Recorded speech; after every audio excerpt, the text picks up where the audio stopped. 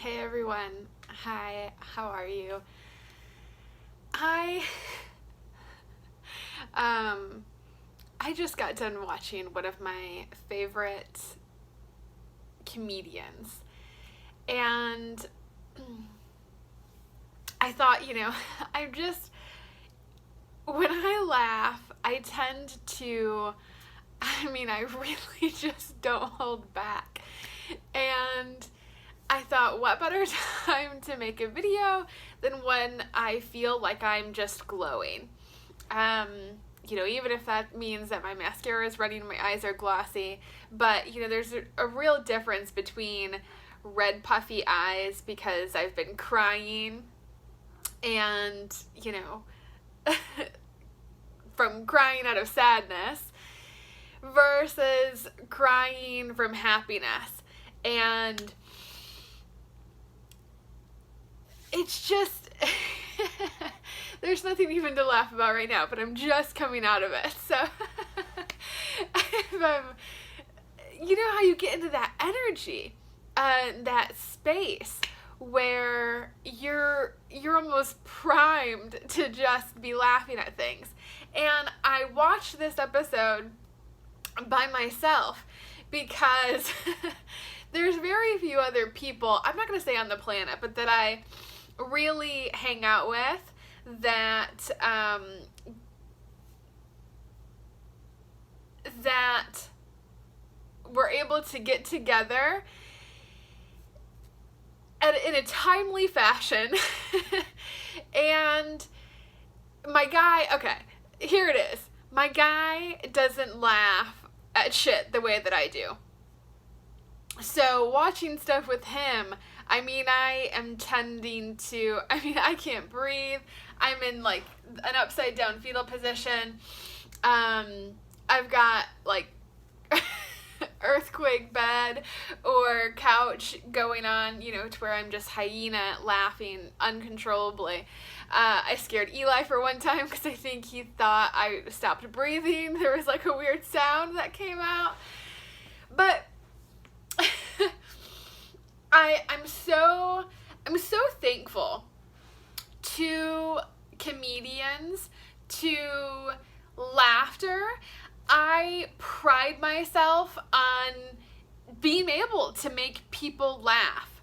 And making people laugh is something that I really like doing. And making myself laugh is something that I really like doing. So I tend to scare the shit out of people more frequently than what any other human would encounter if they didn't live with me. I like to have fun and to joke and to, just do things that make me laugh, make them laugh. And most of the time, like when I'm pranking someone, I'm laughing far more than they are. But, I appreciate comedians for the art that they bring, the entertainment that they bring, the science behind what they do, the work ethic that it takes to. It is not an easy field of work. I'm watching Penelope right now. Just gotta keep an eye on that one. But it's not an easy field to be in. And so I admire their courage to go up there and to do things in such a way that is so bold and so raw. But, the science of just repeating it and to understand, what makes a joke land and what makes it not land is something that I very much appreciate. But, when it comes to well-being, some of the time I get to hold a space for transformation. I get to hold a space for reducing people's stress. I get to hold a space or create the space even for people to shift. And sometimes that space is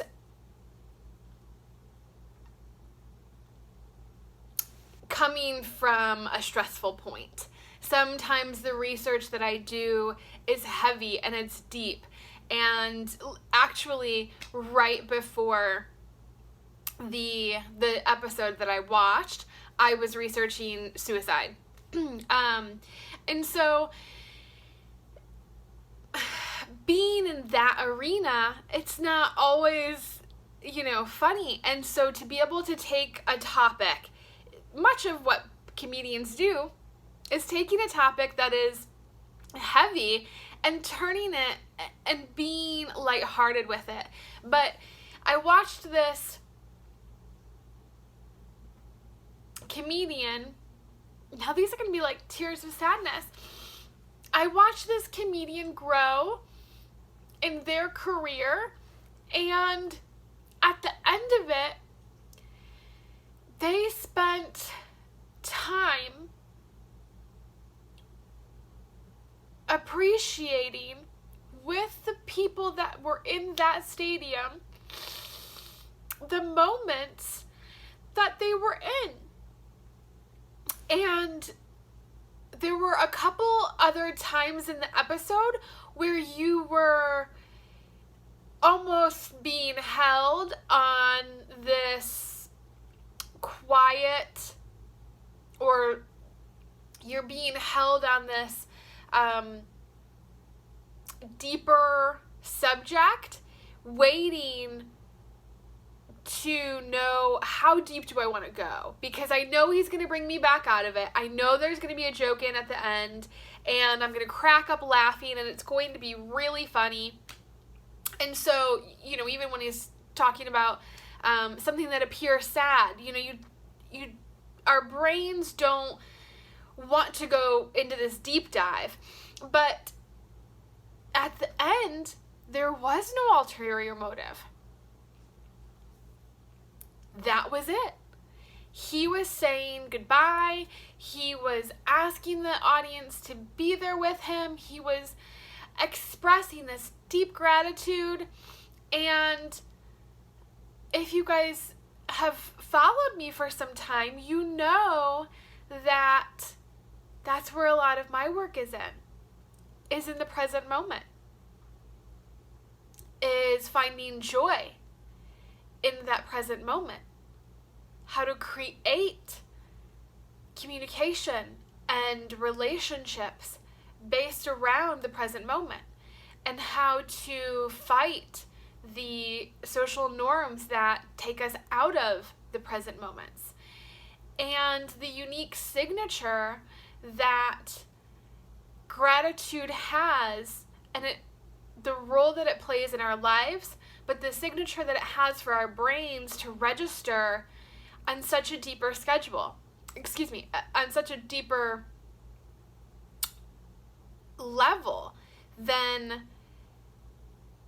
just happiness. And I don't mean to discount happiness, but happiness is different than joy, and joy is different than gratitude, and it means something different. So that was really nice that he closed the episode in that, but it wasn't, even that alone wasn't the catalyst for me to record this video. The catalyst for me was the laughter. Was that laughter plays a big role in my life and in my well-being. If you, again, have been following me, and if not, I struggled with depression in my early 20s, and I will always be very aware of how predisposed I am to not just feelings of depression, but the pull that it has, and how quickly and how deeply that rabbit hole can go. And so laughter has been not just a simple coping mechanism, but a real tool in healing and in maintaining a positive mindset, a positive energy, and physiologically, it has real impacts to our makeup. And this is the last thing I'll kind of leave with you, but there have been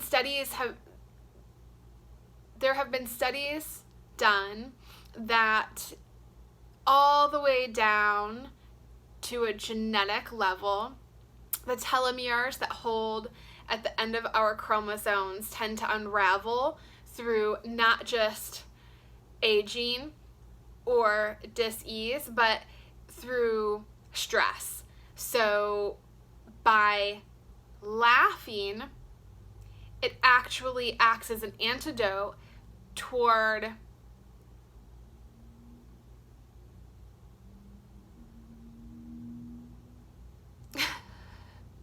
unplanned video, toward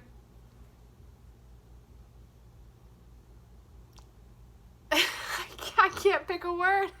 I want to pick a word and I can't pick a word, and you guys, I'm so thoughtful with my words generally, and I don't want to say protects. Sometimes it can protect, but it also can help repair our telomeres. And so again, on a very physical, not tangible to you or I, but on a tangible biological level, we see some impacts, positive impacts to our health.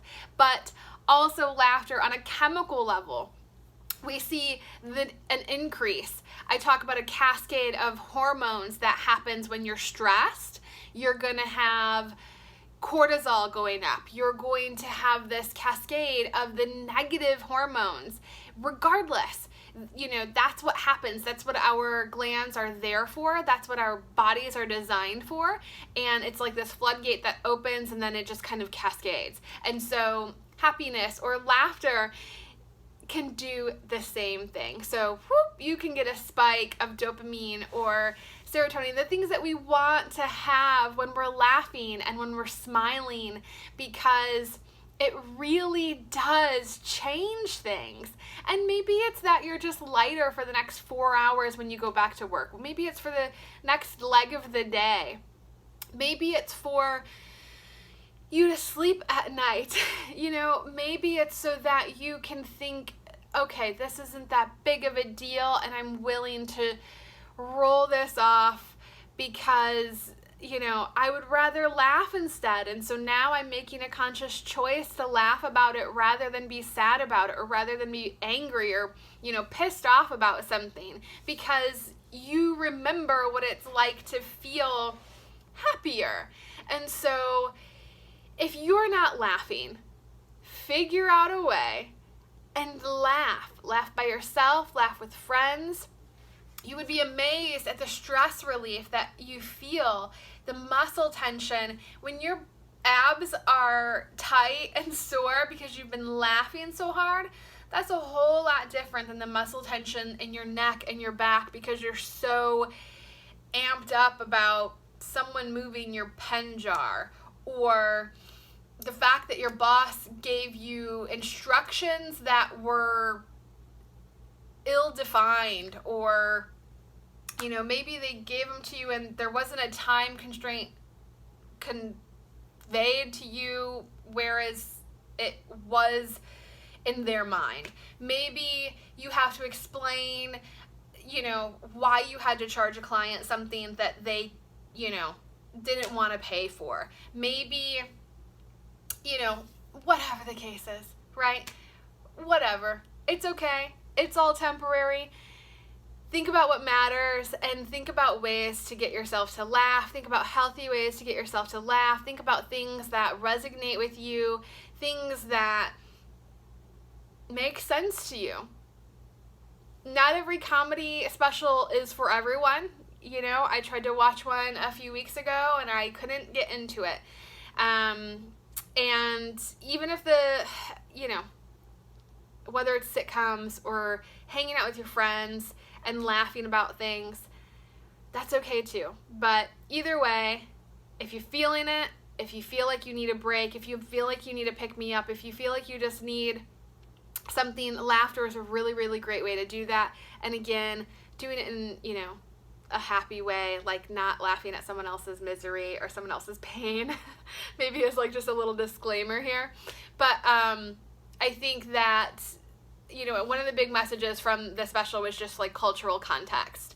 So understanding where we're at in 2019, understanding the cultural context that our society has come into, the lenses that we have on now, the people that we're around, the people that we choose to be around, the people that, you know, the workplaces that we have, and just sort of adding some cultural context to things, but, you know, being respectful of things while also just being lighthearted, and, you know, knowing your audience, knowing what you can do, what you can't do, what you can say, what you can't say, and you know, having some compassion. So I'm gonna let you guys go.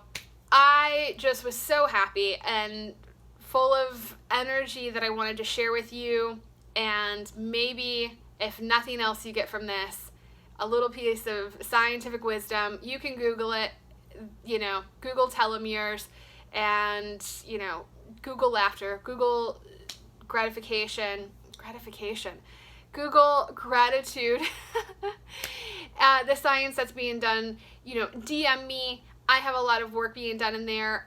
Maybe I don't have all things published yet, so that's why I say Google these things. I hope that, if anything, it inspires you to simply laugh. Maybe just watching me do a funny video after coming off of my comedy special high, you know, is enough to get you laughing. And if anything, laughter is contagious. Google that too. Laughter is contagious. Actually, me and my girlfriend in high school, shout out to Candace if she's maybe watching this one day, but we would we would come home from school and laugh hysterically for the purpose of laughing, of nothing else. We would laugh in different ways and, you know, different vocal pitches, and we would laugh with nothing else of a purpose being simply just to laugh. And so laughing in these weird ways would get us laughing genuinely. But laughter is contagious, so Google it, laugh, make other people laugh. There's real benefits here to your well-being, and if nothing else, I hope you are well. Thanks, guys.